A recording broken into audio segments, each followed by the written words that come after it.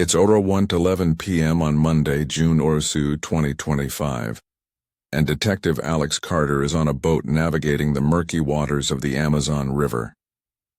After the harrowing events in the Frost Peak Mountains, Alex and Officer Maria Silva have teamed up with Victor Kane, a former Crimson Pact surgeon who defected after witnessing the organization's atrocities. The journals from Glacier Vault pointed to a soul forge in the Amazon rainforest, codenamed the Crucible, where the Pact has been conducting experiments on indigenous tribes.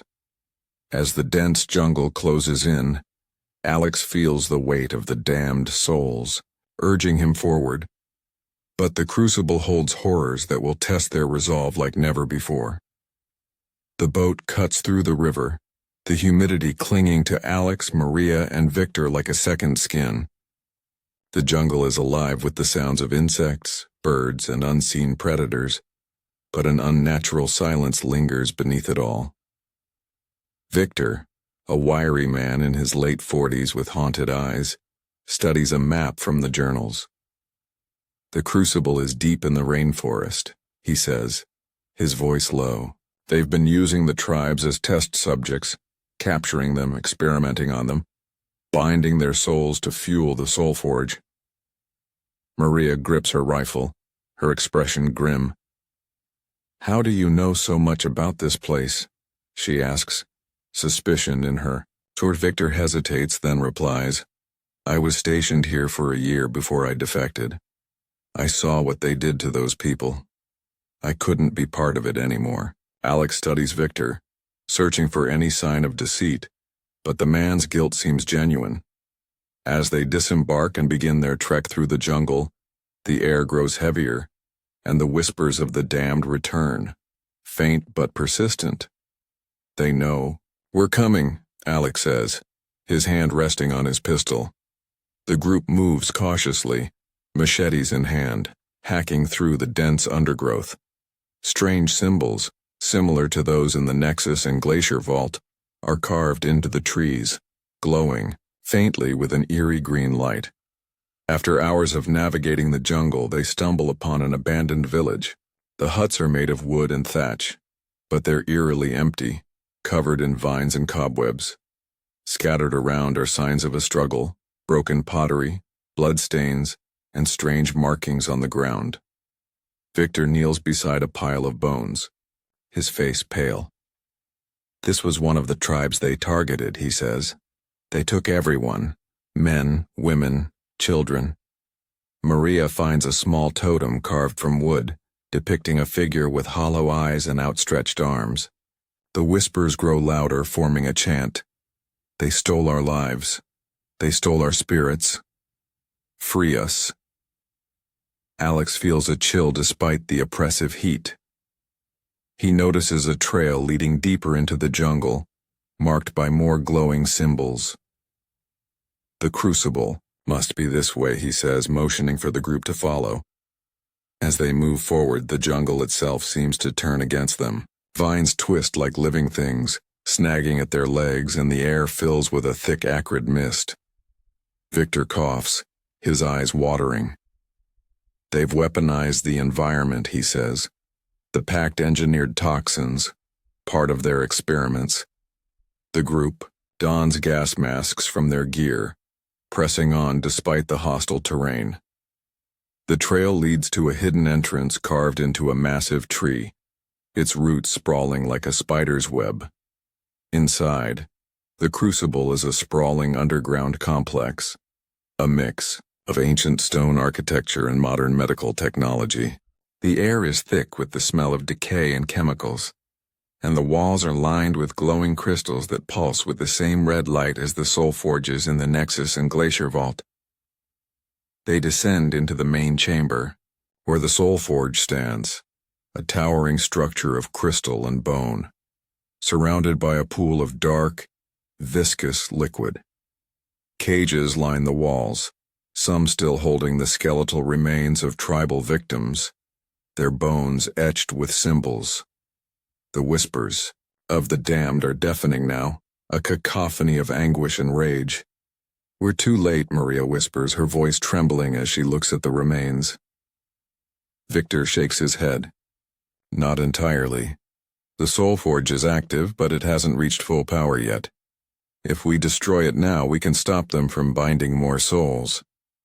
Before they can act, a group of pact enforcers emerges from the shadows, doctors in blood-stained coats, armed with surgical tools and firearms. Leading them is a new figure, Dr. Rafael Cortez, a gaunt man with a cruel smile. "You've walked into your own tomb, detective," Cortez sneers, raising a pistol. A brutal firefight erupts in the chamber. Alex, Maria, and Victor take cover behind stone pillars, returning fire as the enforcers advance. The packed doctors fight with a fanatical zeal, their movements unnaturally fast, as if fueled by the same dark energy as Moreau and Vargas. Alex takes down one enforcer with a well-placed shot, but another lunges at him with a bone saw, grazing his arm. Maria tosses a grenade, the explosion shattering part of the Soul Forge and sending shards of crystal flying. The whispers turn into screams, and the spirits of the damned materialize, their forms twisted and grotesque, attacking the enforcers with a vengeance. Cortez, enraged, shouts orders to his men, but the spirits are relentless, tearing through the doctors with spectral claws. Victor, using his knowledge of the Pact's technology, locates a control panel connected to the Soul Forge. "If we overload the system, it'll destroy the forge," he yells, frantically typing commands. Alex and Maria cover him, fending off the remaining enforcers. Cortez charges at Alex, his pistol empty, now wielding a machete. The two clash in a brutal hand-to-hand fight, with Alex finally disarming Cortez and knocking him unconscious with a blow to the head. With a final command, Victor overloads the Soul Forge's system. The crystal structure begins to glow brighter, then cracks, emitting a high-pitched whine. "We need to get out now," Victor shouts. The group sprints toward the exit as the chamber shakes, the Soul Forge exploding in a burst of red light. The spirits let out a final triumphant scream before fading, their torment ended. The explosion triggers a chain reaction, and the Crucible begins to collapse. Vines and roots tear through the walls, as if the jungle itself is reclaiming the space. Alex, Maria, and Victor barely escape, emerging into the rainforest as the entrance seals behind them, swallowed by the earth. They collapse on the ground, panting, their bodies bruised and bloodied but alive. Cortez, dragged out by Alex, is barely conscious. "You'll never win," he mutters, blood dripping from his mouth. The Pact is everywhere. Alex ignores him, tying his hands with zip ties. He knows Cortez is right. The fight is far from over. Back on the boat, the group heads downriver, the jungle fading into the distance. Victor examines the journals they recovered from the Crucible, which reveal the locations of the remaining Soul Forges, one in the Sahara Desert and another beneath the Pacific Ocean. "They're accelerating their plans," Victor says, his voice grim. "The Pact knows we're coming for them." Maria cleans a wound on her arm, her expression resolute. "We need more people," she says. "We can't keep doing this alone." Alex nods, thinking of the spirits he freed. Their whispers are gone, replaced by a quiet gratitude. But he knows more souls are still trapped. He looks at Victor. "You said you know people who can help.